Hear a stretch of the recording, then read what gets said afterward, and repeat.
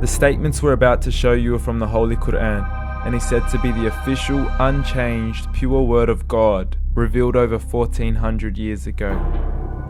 Claiming to be the word of God is a heavy statement, and without proof, or if a single contradiction is found within the book, the apparent word of God will be proven false. So without further ado, let's put the book to the test.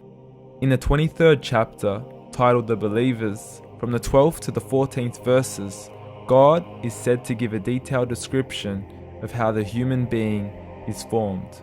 It begins by saying, "We then placed him as a sperm drop in a place of settlement, firmly fixed.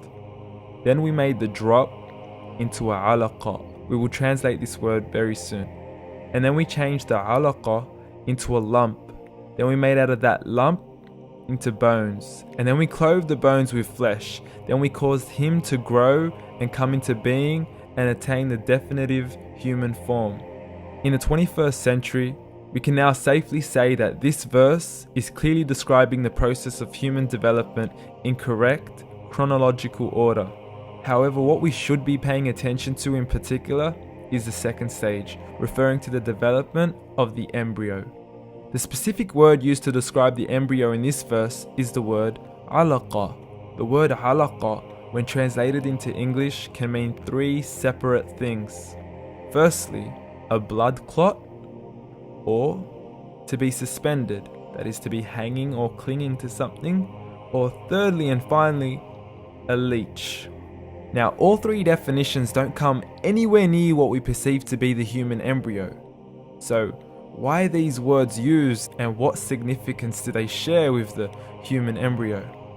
Can the embryo be described as a blood clot? Well, what do you think?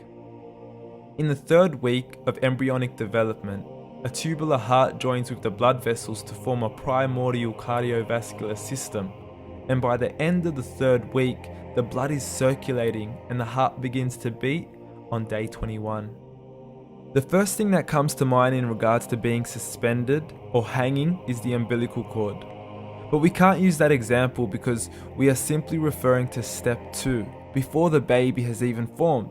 But we now know today that the umbilical cord is formed from the connecting stalk. And the connecting stalk is formed as soon as the embryo is formed.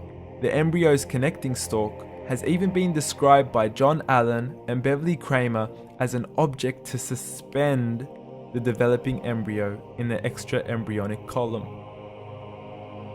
So an embryo is suspended and does have a strong resemblance with a blood clot. What on earth would an embryo have to do with a leech? Figure A shows the structure of an embryo at 25 days. Figure B shows a leech. Now please note once again that the embryo in this stage is no greater than the size of a kernel of wheat. This is an X-ray of the embryo at 22 days. This is the internal structure of a leech. It's mind-blowing stuff, but you still haven't seen anything yet. This is the head of the embryo at 22 days. The detail you are seeing right now is absolutely impossible to be seen with the human eye and can only be seen with a microscope. This is the back end of a leech. There's no other words used to describe this other than mind-blowing.